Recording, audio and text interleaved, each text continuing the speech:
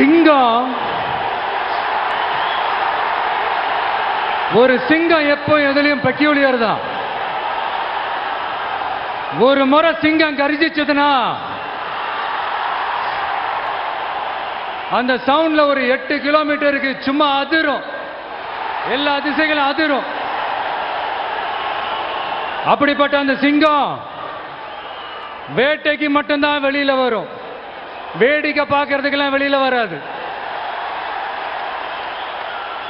வேட்டையில கூட உயிரோடு இருக்கிற மிருகங்களை தான் வேட்டையாடும். அதுலயும் பெரும்பாலும் தன்னை விட பெரிய சைஸ் உள்ள மிருகங்களை தான் குறி வச்சு தாக்கும், ஜெயிக்கும். எவ்வளவு பசியில் இருந்தாலும் உயிர் இல்லாததை, கெட்டு போனதை தொட்டு கூட பார்க்காது. அப்படிப்பட்ட அந்த சிங்கம் அவ்வளவு ஈஸியா எதையும் தொடாது, தொட்டா விடாது. காட்டோட 4 பக்கமும் மார்க்கிங் மை டெரிட்டரின்னு தன்னுடைய பவுண்டரியை தானே வகுக்கும். அப்படிதான் அந்த காட்டையே தன்னோட கண்ட்ரோல்ல வச்சிருக்கும். சிங்கத்துக்கு கூட்டத்தோட இருக்கிறதுக்கும் தெரியும், தனியா இருக்கிறதுக்கும் தெரியும்.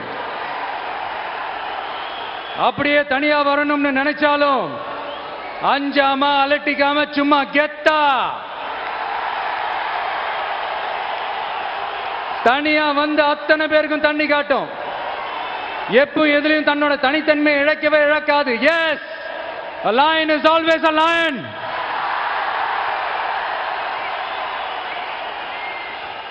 There are so many jackals and other animals in the forest, but there will be only one lion.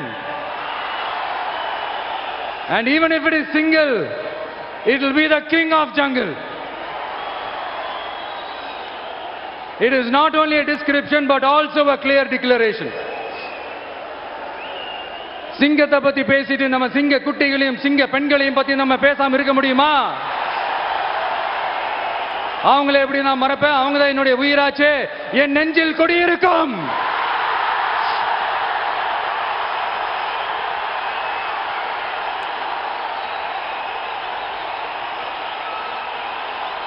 என்னுடைய தோழர்களுக்கும் தோழிகளுக்கும்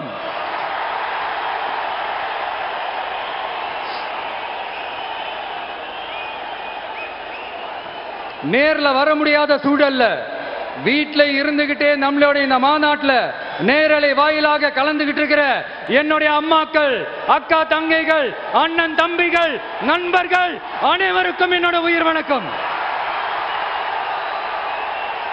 என்னோட உயிர் வணக்கம், என்னோட உயிர் வணக்கம்.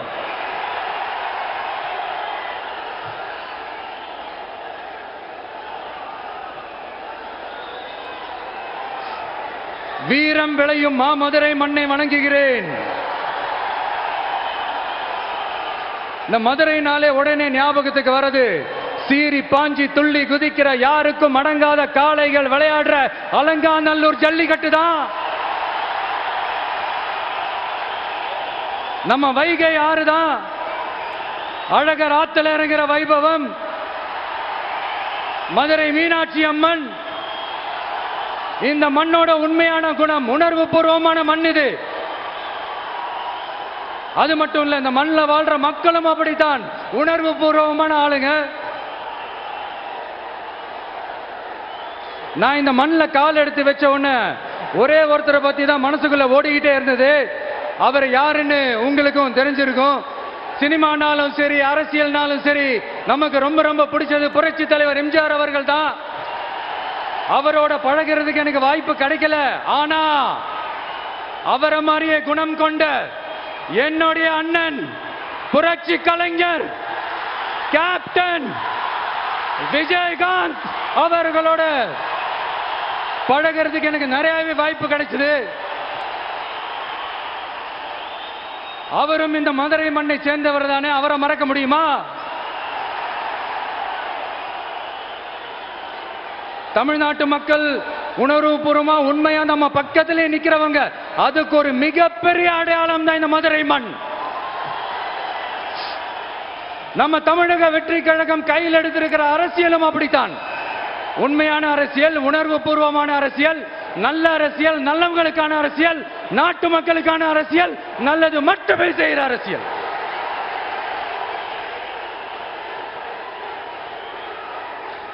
இதோ நம்மளுடைய இந்த இரண்டாவது மாநில மாநாடு வாகை சூடும் வரலாறு திரும்புகிறது.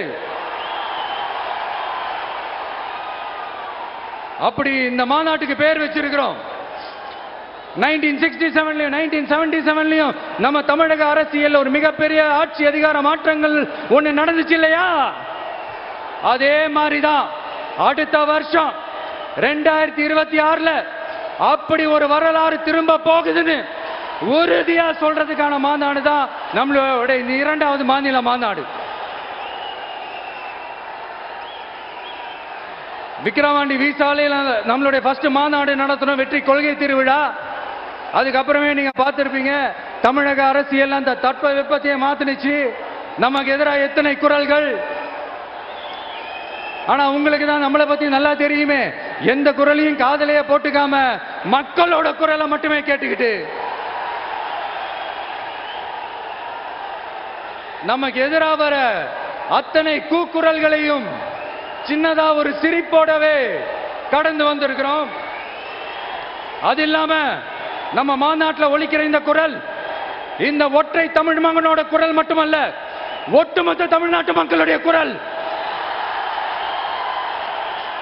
தமிழ்நாட்டில் இருக்கிற ஒவ்வொரு வீட்டில இருந்தும் ஒலிக்கிற குரல், ஒட்டுமொத்த உலகெங்கும் வாழும் ஒவ்வொரு தமிழ் வீட்டிலிருந்தும் எழும் குரல்.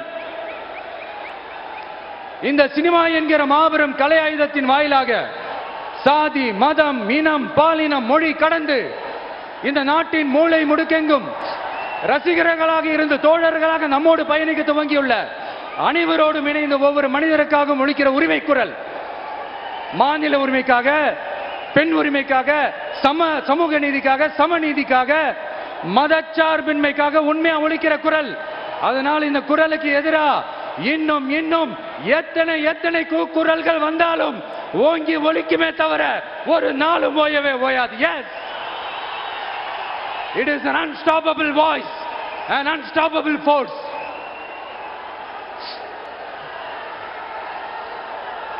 நம்ம அரசியலுக்கு வர்றதுக்கு முன்னாடி அட இவரெல்லாம் வரமாட்டாரியா, அவரே வரல, இவரே வரல, இவருங்க வர போறாரு அப்படின்ட்டு நிறைய பேர் ஜோசியம் சொன்னாங்க. அப்புறம் நம்ம கட்சியினுடைய பேர் அறிவிச்சதுக்கு அப்புறம் பேரு தானே அறிவிச்சிருக்கிறாரு, மக்கள் கிட்ட பேர் வாங்கணும்ல, அதெல்லாம் முடியாதுன்னாங்க. அப்புறம் ரொம்ப முக்கியமா மாநாடுலாம் எவ்வளவு பெரிய விஷயம், அதெல்லாம் இவர் ஒத்தால எப்படி பண்ண முடியும், சும்மா பக்கத்துல புஷியானதை வச்சுக்கிட்டு மாநாடுல எப்படி நடத்தி காட்ட முடியும், அதெல்லாம் அவங்களால முடியாது. அப்புறம் மழை பெஞ்சு எல்லாத்தையும் எடுத்துரும். ஏன் என் கூட இருக்கிறவங்களே கூட தான் சொன்னாங்க.